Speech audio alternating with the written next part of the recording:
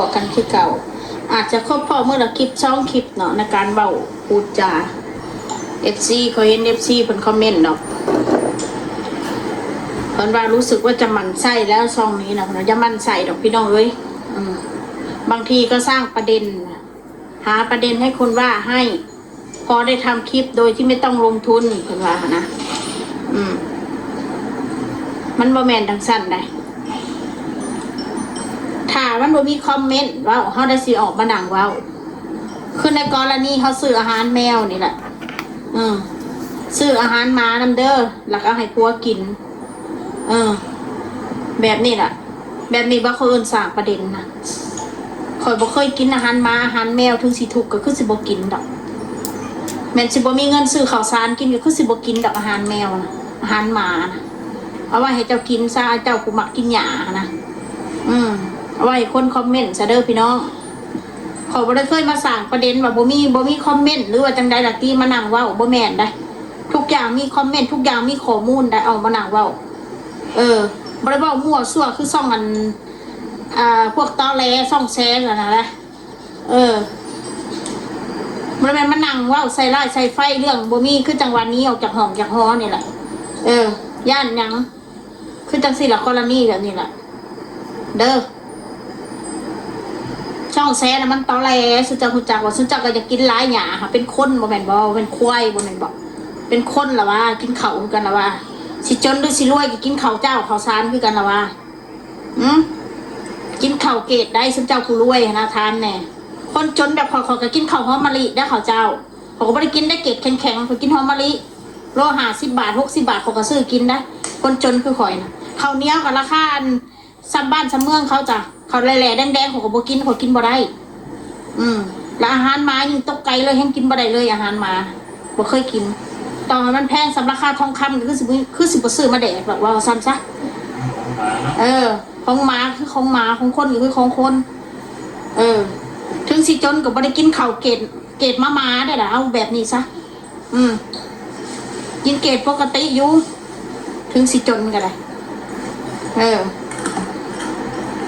มาเดือดร้อนพี่สังเฮาซื้อให้ผัวจะหันเด้กินนางเจ้าผู้คอมเมนต์มาน่ะจะเคยซื้อให้ผัวจะกินบ่เคยสวมเขาให้ผัวบ่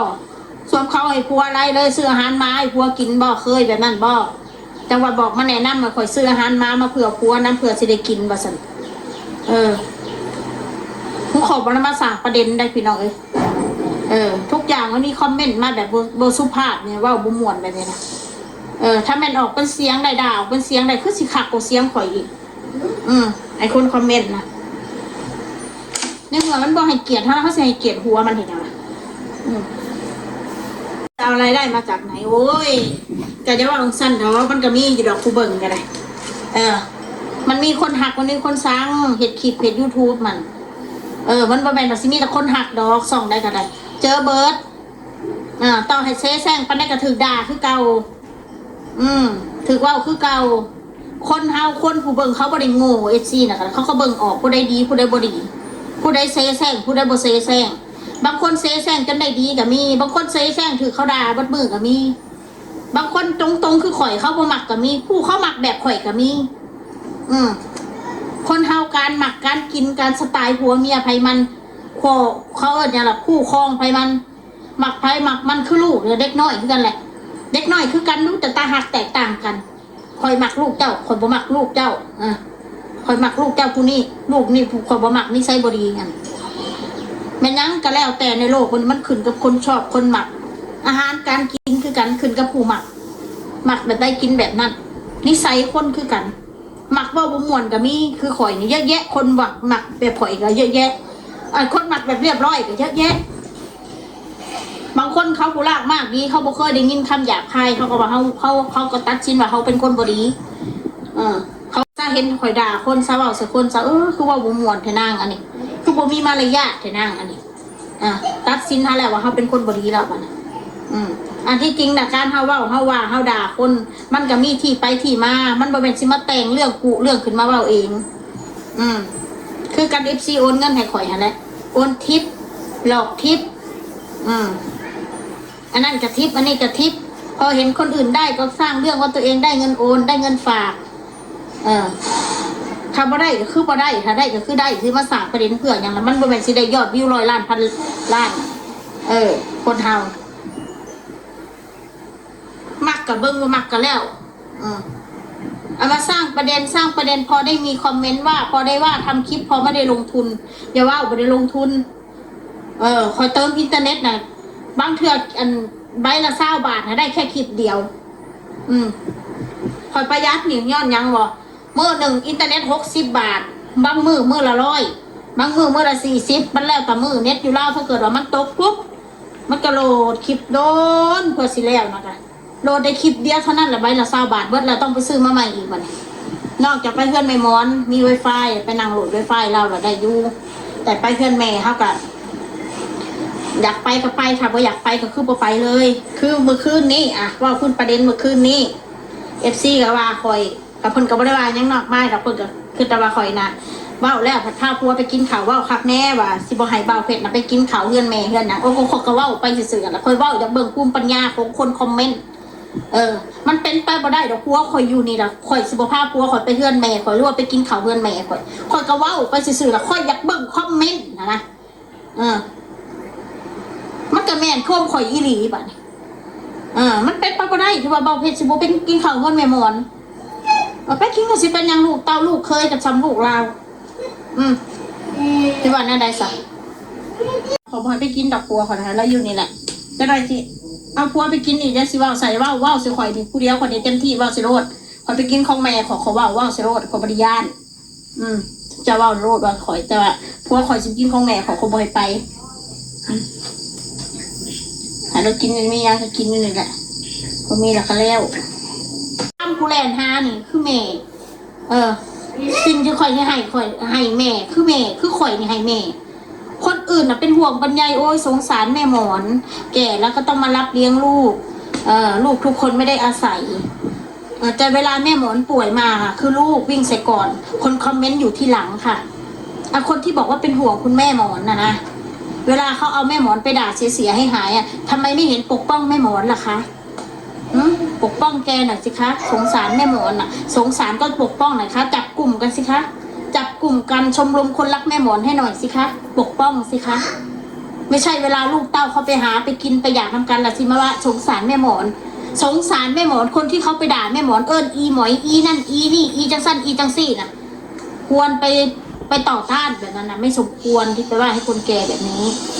ทุกคนมีหมวยหมดอายุ14-15 ปีมีละหมวยนะนะอีหมอยนะเรียกคนอื่นแบบนั้นก็ซ้ำเรียกตัวเอง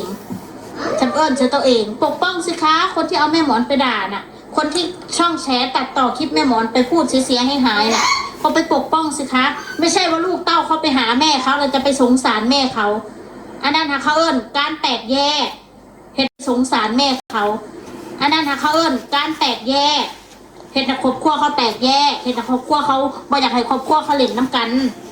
การเฮาทำคลิป YouTube เนี่ยคนเฮาเนี่ยนะพูดถึงนะแซ่กันเจ้าทายน้ำข่อยทายน้ำเจ้าว่าหัวมวนครอบครัวหักกันแพงกันว่าเป็นสิมาแตกแยกกันมีแต่คนเหยียบไปเหยียบให้เราเหยียบกูนี่แหละแต่กูก็ไม่ได้สอนดอกถึงกูไม่ได้ไปถ่ายห้องไว้กูก็อยู่ห้องกูได้กูจะบอกไปให้เด้ออย่าสู้ว่าอะไรชอบว่าหาสั่งประเด็นเพื่อหานพอได้ลงทุนทุกคลิปลงทุนหมดบ่มีคลิปใดบ่ลงทุนแค่มานั่งบ่อนี่ก็เมื่อยปากแฉะสิตายแล้วจากคนหักคนสั่งน่ะยังบ่รู้เลยมานั่งนิ่งซ้ำเติมยิ่งคนสั่งแห้งซ้ำเติมกูอีกแห้งด่ากูอีกกูก็เฮ็ดพอยังเฮ็ดพอคนมาด่ากูเฮ็ด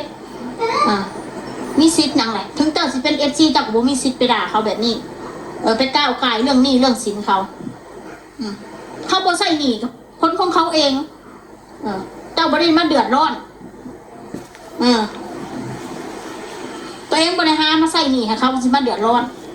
คนของเขาเองพ้นการกระทำของตัวเองถ้าบ่ใส่ก็ได้กรรมมันก็ต้องตามทันคนเฮาเพราะแม่นจากว่าอย่างเราเว้า